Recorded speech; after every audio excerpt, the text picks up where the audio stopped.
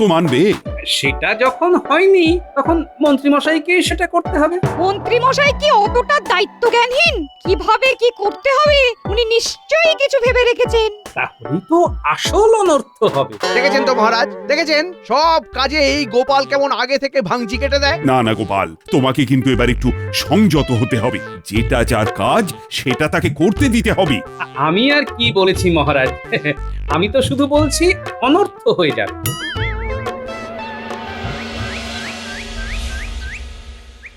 এক ডাকেই সাড়া দিয়েছিস তাহলে? কিছু বলেন মন্ত্রী মশাই, আপনার ডাক শোনার জন্য তো আমরা একেবারে হাঁকুপাকু করি। সে যাই কর কর, তবে শোন, এবার সত্যি সত্যি খাজনা আদায়ের ব্যবস্থা করতে হবে। হবে হবে তো অনেক দিন থেকেই করছেন মন্ত্রী মশাই, কিন্তু আদায় করছেন না কেন? সাধে কি আর আহাম্মক বলি? কিছুদিন আগেই ভয় দেখিয়ে চাষিদের ফসলের ভাগ নিয়ে মহারাজের আর তার সঙ্গে নিজেরও শস্য ভাণ্ডার ভরেছি। আর পরে পরেই যদি খাজনা আদায় করি তাহলে লোকজন বেঁকে বসবে, সেটুকু বোঝারও মুরদ নেই তোমাদের? বুঝেছি মন্ত্রী মশাই, তাহলে অনর্থ হয়ে যাবে। এখানেও অনর্থ। ওহ, এই অনর্থ কি আমার পিছু ছাড়বে না? কিন্তু আপনি যে কি কল খাটিয়েছেন সেটা তো বললেন না। আর এখনই বা খাজনা আদায়ের জন্য এত উঠে পড়ে লাগলেন কেন? উজিরকে মোটা রকম উৎকোচ দিয়ে নবাবের দিকের ব্যাপারটা সামলে দিলেও এদিকে মহারাজ এবার যা উঠে পড়ে লেগেছেন তাতে আর দেরি করা যাবে না। তাহলে বলুন আমাদেরকে কি করতে হবে? আমরা একেবারে কোমর বেঁধে লেগে পড়ছি। সব বলে দিচ্ছি, সেই জন্যই তো তোদের ডেকেছি। দাঁড়া, ভালো করে পুরো ব্যাপারটা মাথায় সাজিয়ে নি।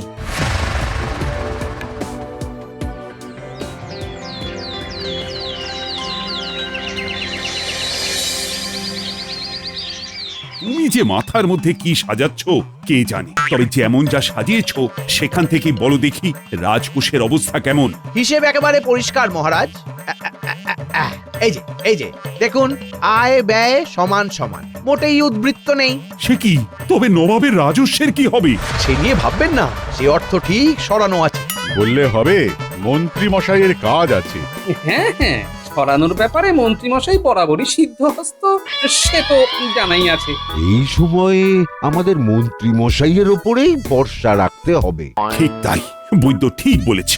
তবু শোনা কথায় বিশ্বাস না করে নিজে গিয়ে দেখে নিন মহারাজ, না হলে অনর্থ হয়ে যাবে যে। অনর্থ হোক না হোক, অর্থ ঠিকঠাক সময় মুর্শিদাবাদে পৌঁছয়নি, তার কি হবে? এ কি নবাব বাহাদুর যে! হ্যাঁ, একেবারে সশরীরে হাজির হয়ে গেছেন। মরেছে, একটা হুলস্থুল হবে বলে মনে হচ্ছে। কি হলো, ভূত দেখার মতন করে দেখছো যে? কিন্তু আপনি তো ভূত নন, আপনি তো অদ্ভুত। তুমি চুপ করো, এখানে এখন কাজের কথা হচ্ছে। কি কাজের কথা নবাব বাহাদুর? সেটা শুনলে আপনার মাথায় নির্ঘাত বাজ পড়বে মহারাজ। কথা তো অনেক আছে, তবে সবার আগে বলো দেখি, খাজনা আদায়ের জন্য তুমি ঠিক কি কি ব্যবস্থা করেছো? বলো মন্ত্রী। হ্যাঁ হ্যাঁ, আপনি বলুন তাহলে মহারাজ। আমি বলবো? না মানে আপনার মুখের ওপরে আমি আর কি বলবো মহারাজ? এটা তো বেশ ভালো খেলা ধরেছো দেখছি। এ বলে ও বলবে, ও বলে এ বলবে। এটাকে আমরা বলি ওই বলা বলা খেলা। আপনারাও খেলতে পারেন, আপনি আর নবাব বাহাদুর। ও, গোপালের ফুর্তি যেন আর ধরে না। তবে কান খুলে শুনে রাখো কৃষ্ণচন্দ্র, রাজস্ব আদায় না করে আমি এখান থেকে নড়ছি না, আর তোমাকেও ছাড়ছি না। কিচ্ছু চিন্তা করবেন না নবাব বাহাদুর, কালই ঢেঁড়া পিটিয়ে সবাইকে খাজনা জমা দেওয়ার কথা বলছি আমি। করব করে কাল বিলম্ব না করে আজ ঘোষণা আর কাল আদায় করো, তা না হলে সব দায় তোমার ঘাড়ে চাপবে। বেশ বেশ বেশ, তাই হবে তাই হবে। গতি প্রকৃতির যা বুঝছি তাতে নবাব এখানেই কদিন গ্যাঁট হয়ে বসবে, আর হিসেব বুঝে তারপর মুর্শিদাবাদে ফিরবে। সাথে কি বলি, অনর্থ হয়ে যাবে।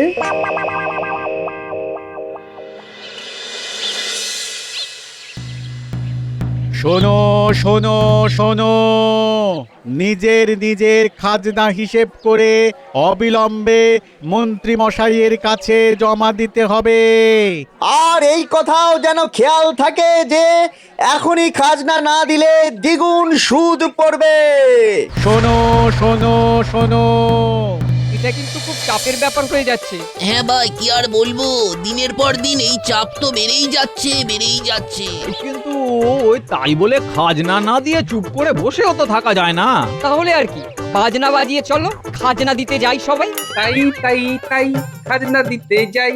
ওই দেখো আমরা মরছি আমাদের জ্বালায় আর গোপাল দাদার কেমন ফুর্তি মনে। ফুর্তি নয় ভাই, এটা তো খাজনা দিতে যাওয়ার গান, তাই একটু গেয়ে দিলাম। কিন্তু এদিকে যে আমরা গেলাম। সে যাই হোক, চলো, যেমন হুকুম তেমনই তো করতে হবে। খাজনা যখন দিতেই হবে তখন আর দেরি করে লাভ কি? খাজনা দিলেও জ্বালা, না দিলেও জ্বালা, তবেতেই অনর্থ হবে।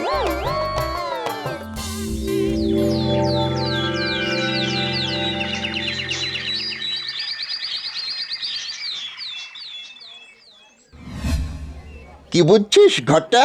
জমায়েত তো ভালোই হচ্ছে। আজ শুধু রাজকোষ ভরবে না, মন্ত্রী মশাইয়ের ট্যাঁকও ভরবে মনে হচ্ছে।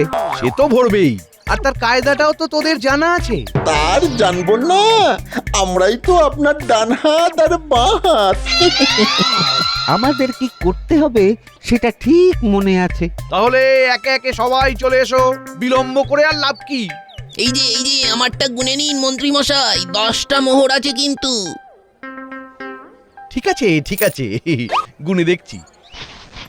এই যা যা পড়ে গেল।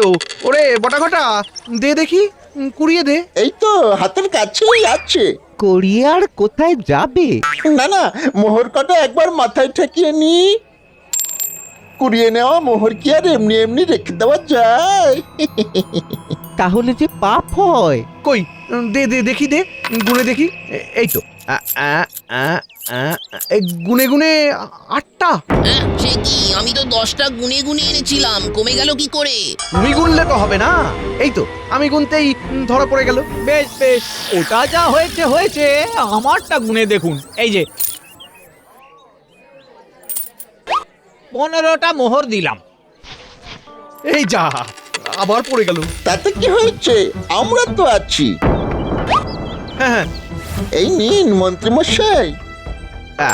1টা 2টো 3টে 12টা 13টা। এই যা, আরে আর কোথায়?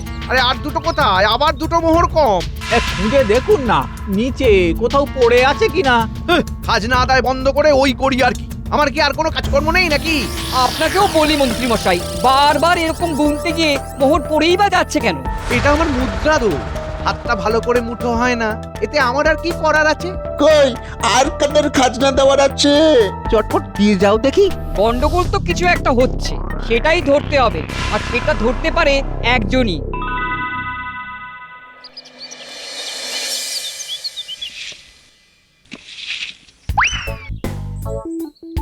তখন থেকে লক্ষ্য করছি তুমি আমার উপর নজর রাখছো।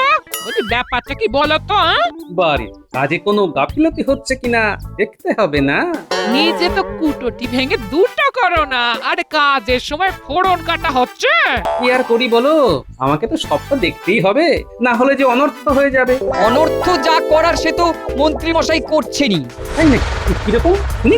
গুনে গুনে মোহর দিলেও ফেলে ছড়িয়ে দিয়ে আবার গুনতে গিয়ে গন্ডগোল পাকাচ্ছে। হিসাব মেলাতে গিয়ে আমাদেরই খেসারত দিতে হচ্ছে। গোপাল দাদা, কিছু একটা করো, এটা তো দিনে ডাকাতি হচ্ছে গো। হ্যাঁ, আমি তো জানতামই যে এরকমই হবে। তাহলে এখন কি হবে? এখন যে অবস্থা, তাতে অনর্থ আটকাতে গেলেও অনর্থই করতে হবে। সেটা আবার কিরকম? সবটাই তো কেমন মাথার ওপর দিয়ে চলে গেল। এই শোনো, তোমার কথায় কথায় অনর্থ হয়ে যাবে, এই মুদ্রা দোষটা কিন্তু অসহ্য হয়ে যাচ্ছে। হ্যাঁ, আমিও তো সেটাই চাই, তবেই তো কাজের কাজ হবে, আর তার জন্যে আমাকে একটু নড়াচড়া করতে হবে।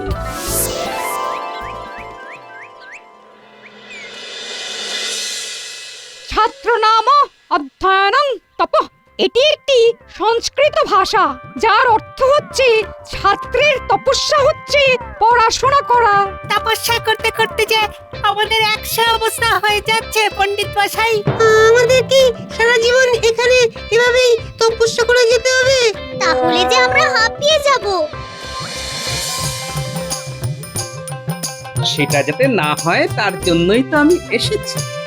কি হলো গোপাল, তোমার আবার এখানে কি চাই? ছুটি চাই, মানে বাচ্চাদের ছুটি দিতে হবে। কে মজা, ছুটি হয়ে যাবে, ছুটি হয়ে যাবে।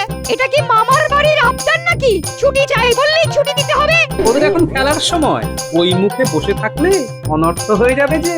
অর্থ অনর্থ আমাকে শেখাতে যাবে না, কখন কি করতে হবে সেটা আমার ভালোই জানা আছে। তোমাকে তোমাকে আর এই ব্যাপারে নাক গলাতে হবে না। নাক থাকলে যে নাক গলাতেই হবে। শোনো, তোমার নাক কি করে কাটতে হয় তাও আবার সবার সামনে, সেটা আমার জানা আছে। বেশ তো, তাহলে না হয় চেষ্টা করে দেখুন, তবে তাতেও অনর্থ হয়ে যাবে। আবার আবার তুমি শুরু করেছো। এক্ষুনি এক্ষুনি বাচ্চাদের নিয়ে চলে যাও, না হলে আমি কোনো অনর্থ ঘটিয়ে ফেলবো। এটাই তো ভালো হলো। ভালোর এখন দেখেছো কি? এবার আমি নিজে যাচ্ছি মহারাজের কাছে নালিশ করতে।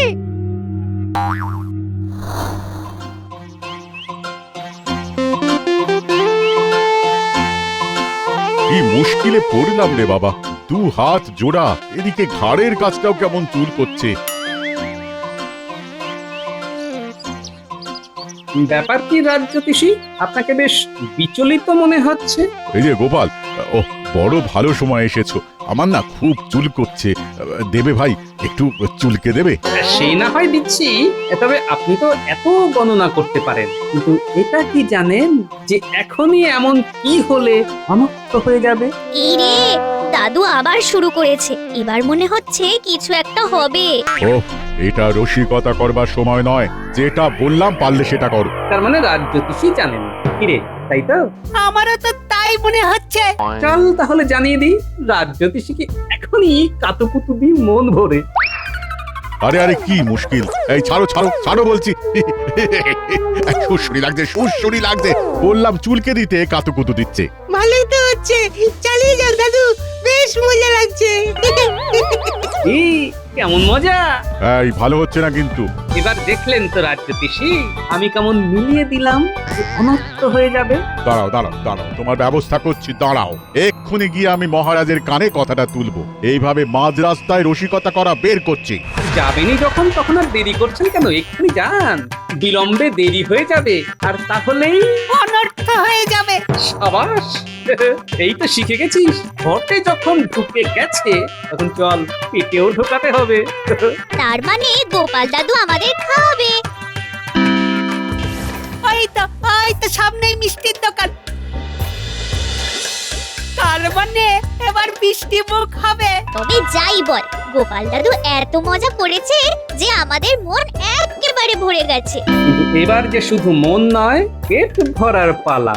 পালা নয় দাদু, পালা নয়, শুধু একেবারে রসগোল্লার গামলা। নাও এবার চটপট হাত চালিয়ে বাচ্চাদের মিষ্টি মুখ করা দেখি।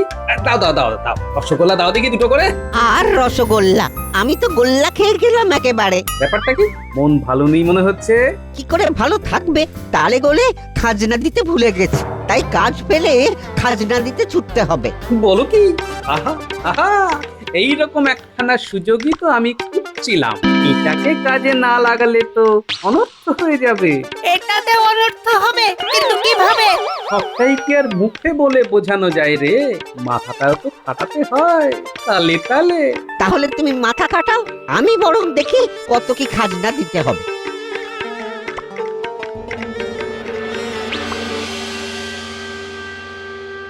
এই যে কৃষ্ণচন্দ্র, খাজনার বাজনা তো বাজিয়ে দিলে, তারপর তো আবার যেই কে সেই। খাজনার কোনো গল্প নেই। একটু ধৈর্য ধরুন নবাব বাহাদুর, মন্ত্রী তো ব্যাপারটা দেখছে। আমিও তো দেখছি, আর দেখে শুনেই জানতে চাইছি সমস্ত খাজনা আদায় করতে কত সময় লাগবে। মন্ত্রী যখন কাজে লেগে পড়েছে, তখন খুব তাড়াতাড়ি সব মিটে যাবে। না না না, আমি আর বেশি অপেক্ষা করতে পারবো না। এবার কিন্তু আমার ধৈর্যের বাঁধ ভেঙে যাচ্ছে। ধৈর্যের বাঁধ তো আমারও ভেঙে যাচ্ছে। গোপাল খালি কানের কাছে এসে বলছে অনর্থ হয়ে যাবে, আর তারপর যা খুশি করছে। যা নয়, গোপাল একেবারে যা তা করছে। অনর্থ হয়ে যাবে বলে মাঝ রাস্তায় কাতুকুতু দিচ্ছে। সে কি? কিন্তু গোপাল এমন কেন করছে? মন্ত্রী মশাইয়ের রাজস্ব আদায় করার কথা শুনেও তো রাজসভাতে সে একই কথা বলছিল। মনে হচ্ছে গোপালের মস্তিষ্ক বিকৃতি ঘটেছে। কথায় কথায় শুধু অনর্থ হয়ে যাবে, অনর্থ হয়ে যাবে বলছে। এখনো তো আমি একই কথা বলছি মহারাজ। এখন যদি আপনি নিজে থেকে ব্যাপারটা না সামলান, তাহলে কিন্তু অনর্থ হয়ে যাবে। দেখেছেন মহারাজ, গোপাল আবার সেই একই কথা বলে বিরক্ত করছে। এই, এটা কি হচ্ছে গোপাল? তুমি এবার থামবে? আরে ওকে থামাচ্ছ কেন? গোপাল যখন বারবার বিভিন্ন ভাবে বলার চেষ্টা করছে যে অনর্থ হয়ে যাবে, তখন ওর কথা মতন মন্ত্রীর ওপরে নজরদারি করলেই তো মিটে যায়। এই মরেছে, তাহলে যে কেঁচো করতে কেউটে বেরিয়ে যাবে, মনে হচ্ছে কপালে দুঃখ আছে। হ্যাঁ, মানে তা যায় বটে। বেশ বেশ বেশ, তাহলে তুমিই বলো গোপাল, আমাকে কিভাবে কি করতে হবে? তার জন্য আপনাকে যে আমার সঙ্গে আসতে হবে একবার। তাই যাব তাহলে, না হলে তো বলছো অনর্থ হয়ে যাবে। রাজা হয়ে সেটা আর কি করে হতে দিই বলো?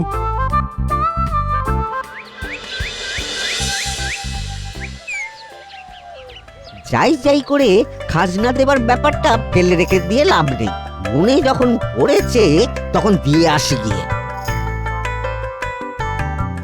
আহা, এতে এত ব্যস্ত হওয়ার কি আছে? মন্ত্রীমশাই কি আর পালিয়ে যাচ্ছে? কিন্তু আমাদের যে জানতে ইচ্ছে করছে। মহারাজ আপনি?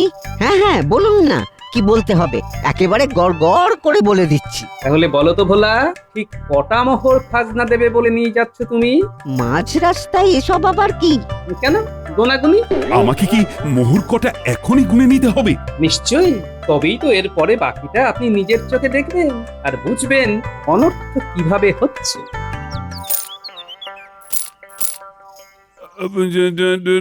15টা মোহর আছে, গোনা হয়ে গেছে। চলুন তাহলে অনুষ্ঠানের পরবর্তী অংশ মন্ত্রীমশাইয়ের বাড়িতে গিয়ে হবে।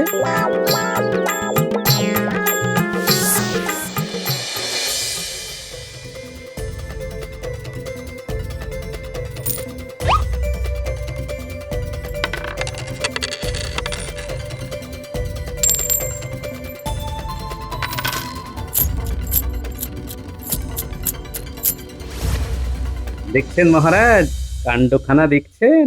হ্যাঁ হ্যাঁ, দেখছি তো, কিন্তু তুমি ঠিক কোন ব্যাপারটা লক্ষ্য করতে বলছো বলো তো গোপাল? মোহরের পরিমাণ বেশি হলেই মন্ত্রীমশাই মোহর গুনতে গিয়ে হাত ফসকে মোহর ফেলে দিচ্ছেন, আর বটা ঘটা সেগুলো তুলে নিচ্ছে আর হাত তুলে ভগবানকে ডাকছে, তাই তো?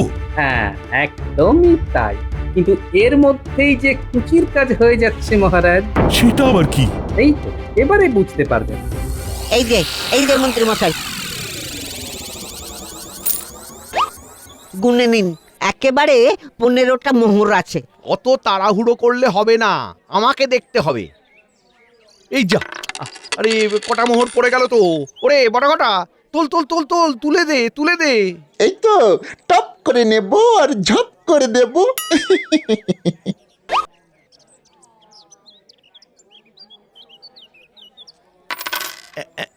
11টা 12টা 13টা।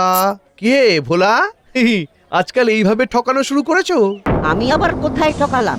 কম মোহর দিয়ে আবার বলা হচ্ছে কোথায় ঠকাচ্ছি। এই তো 2টো মোহর কম পড়ছে।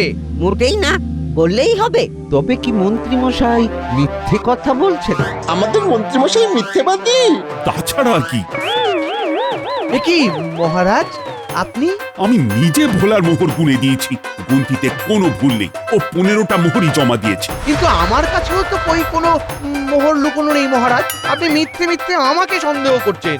কিন্তু এখানে এদেরও তো কোনো কাজ নেই, এদের তাহলে এখান থেকে ভাগাই।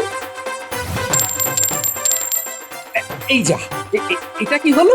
এই তো মন্ত্রী জালিয়াতি হাতে নাতে ধরা পড়ে গেল। এই মানে না, আমি তো ঠিক মানে এবার দোষটা কবুল করুন মন্ত্রীমশাই। তবে তোমার বুদ্ধি বলি হারি গোপাল।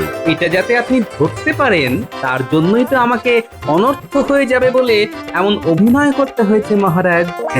গোপাল তুমি পারো বটে। খাজনা আদায় হলো কিনা সেটা দেখতে নিজেই চলে এলাম, কিন্তু এখানে এসে তো দেখছি অন্য খেলা চলছে। এসেছেন যখন তখন ভালোই হয়েছে, মন্ত্রী একেবারে গরম গরম খাজনা বুঝিয়ে দেবে। সব খাজনা তো আদায় হয়নি মহারাজ, এখনো যে কিছু বাকি আছে। সেটা তুমি নিজের ট্যাগ থেকে দেবে। আর যেভাবে সাধারণ প্রজাদের ঠকিয়েছো তার জন্য আগামী 6 মাসের তোমার বেতনও তোমাকে প্রজাদের খাজনা বাবদ রাজকোষে জমা দিতে হবে। এরকম করবেন না মহারাজ, আমাকে যে না খেতে পেয়ে মরতে হবে মহারাজ। কিন্তু এক্ষুনি খাজনা না পেলে আমি যে তার আগেই তোমাকে বন্দি করে মুর্শিদাবাদে নিয়ে যাব। সে কি নবাব বাহাদুর, তাহলে যে অনর্থ হয়ে যাবে। মুদ্রা দোষ বড় ছোঁয়াচে মহারাজ। এই দেখুন মন্ত্রী মশাইয়েরও ধরে গেছে।